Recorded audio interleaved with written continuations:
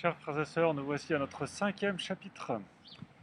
Et aujourd'hui, nous voyons que l'Eucharistie construit l'Église.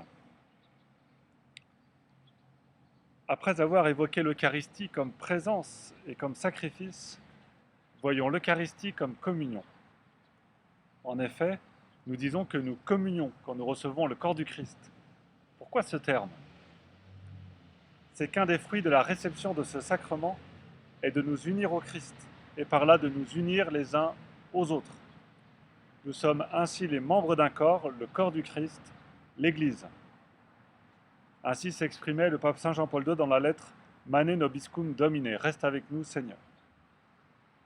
C'est précisément l'unique pain eucharistique qui fait de nous un seul corps. L'apôtre Paul l'affirme, parce qu'il n'y a qu'un seul pain, à plusieurs nous ne sommes qu'un seul corps, car tous nous participons à ce pain unique.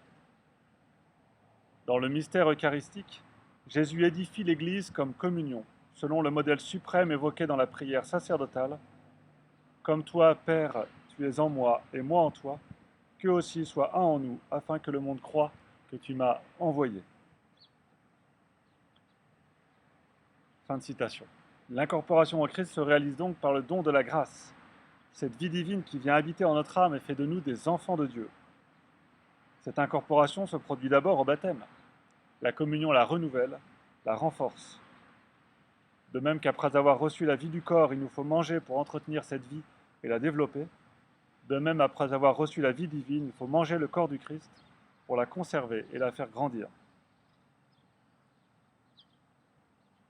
L'Eucharistie tend à réaliser l'unité du genre humain. Elle s'oppose ainsi aux germes de désagrégation entre les hommes qui sont enracinés dans l'humanité à cause du péché.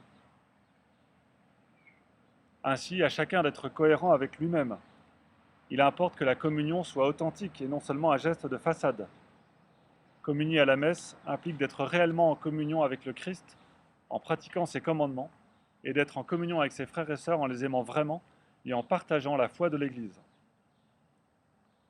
Et je termine par cette citation de notre Seigneur en Saint Matthieu au chapitre 5, que nous connaissons bien.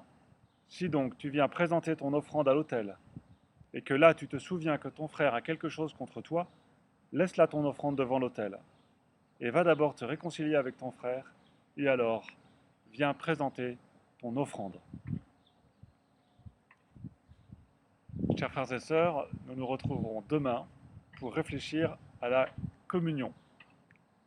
À bientôt, que Dieu vous garde.